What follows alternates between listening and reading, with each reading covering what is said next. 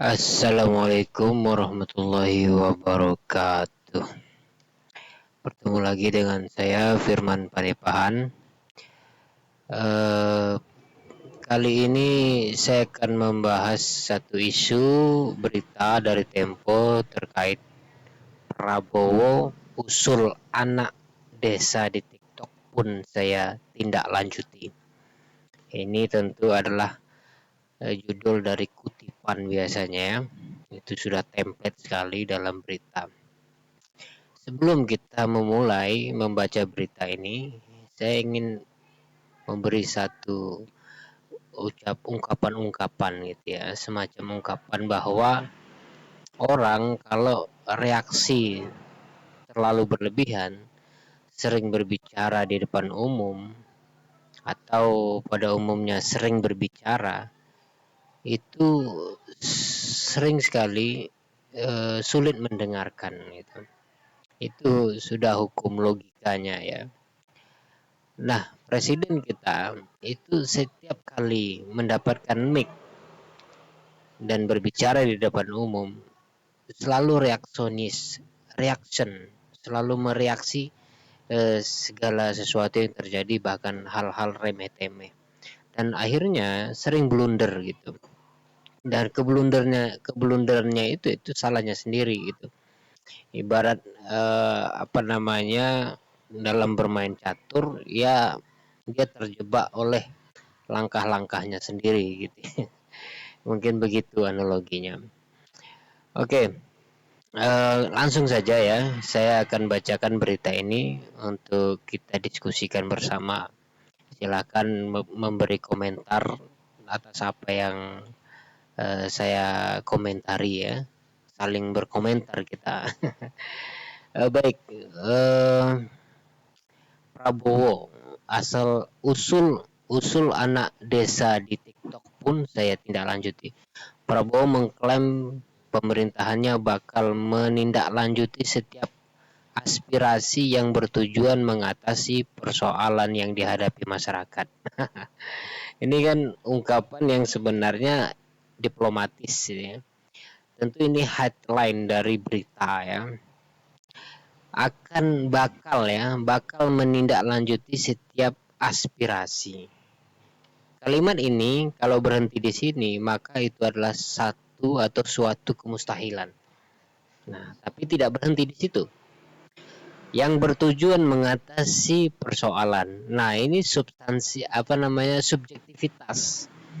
Bertujuan mengatasi persoalan menurut siapa. Nah, ini yang kemudian ibaratnya kalau dalam studi bahasa itu apa istilahnya, meniadakan atau ya, meniadakan kalimat sebelumnya gitu, membatasi pembatasan kalimat sebelumnya. Jadi tidak lepas begitu saja, tapi ada tapinya begitu ya, yang dihadapi gitu. Nah, oke, ini bahasa diplomatis. Banyak kalimat-kalimat seperti ini yang bisa kita buat.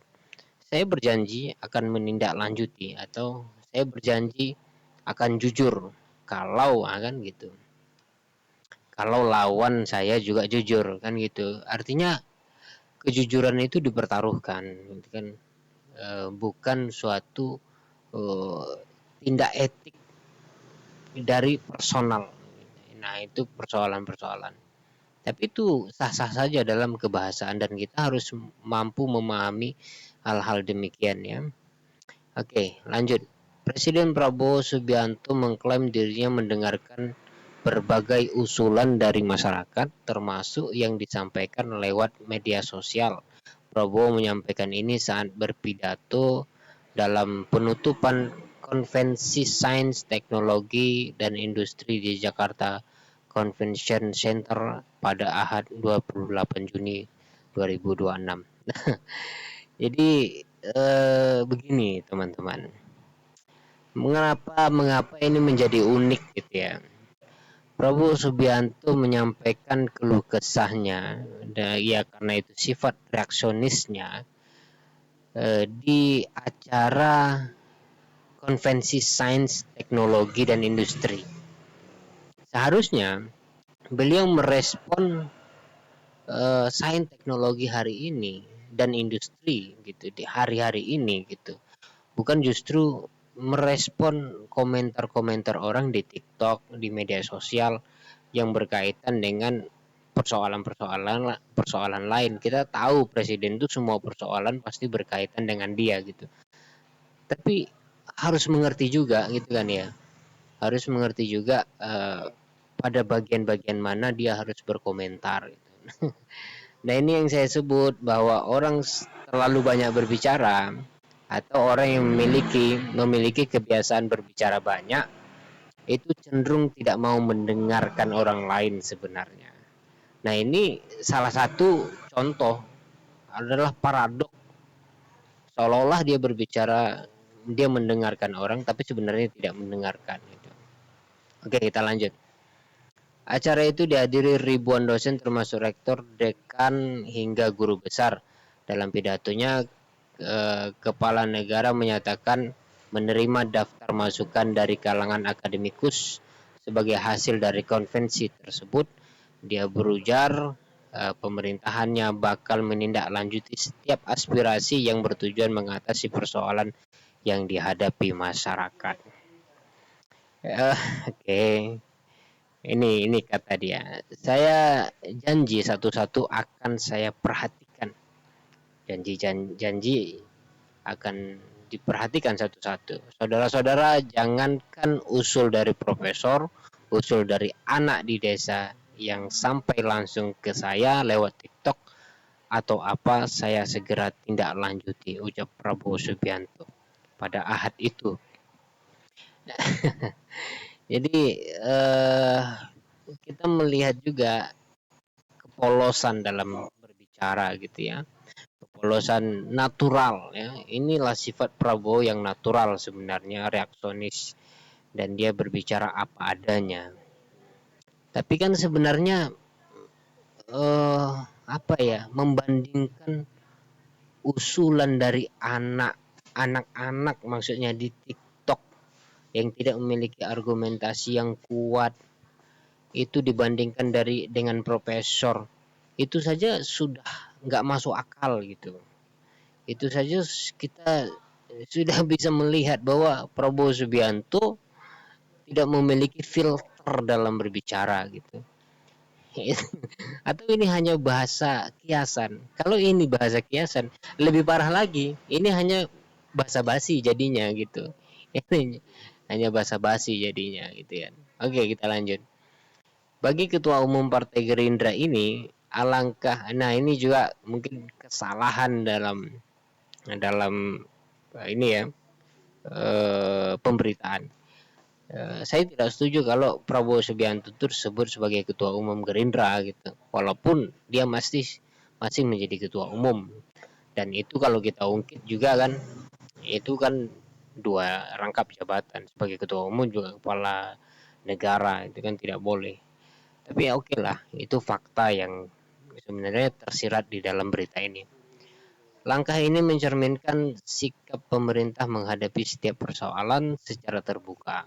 Oke, kata Prabowo, keberhasilan sebuah negara ditentukan oleh keberanian untuk mengakui kesulitan, mencari akar persoalan, dan bekerja keras menemukan solusi.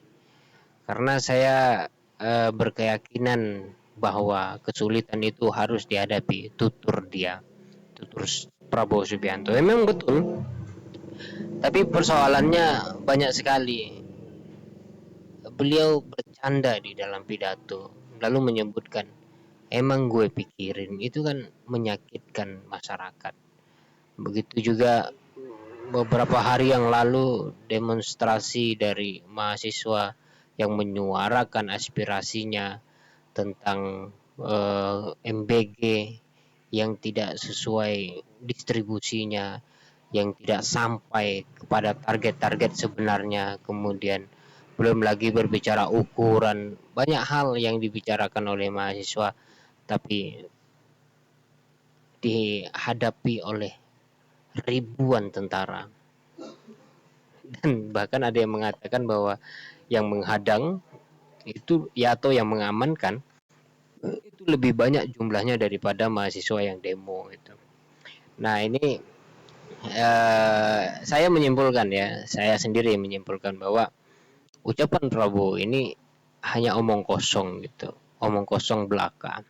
Meskipun ada isinya, ini adalah isinya kita lihat hanyalah sifat natural yang melekat pada Prabowo Subianto yang sebenarnya dia adalah pembicara yang sulit mendengarkan orang lain. Itu psikologinya itu. Itu aja yang bisa saya sampaikan. Terima kasih. Wassalamualaikum warahmatullahi wabarakatuh.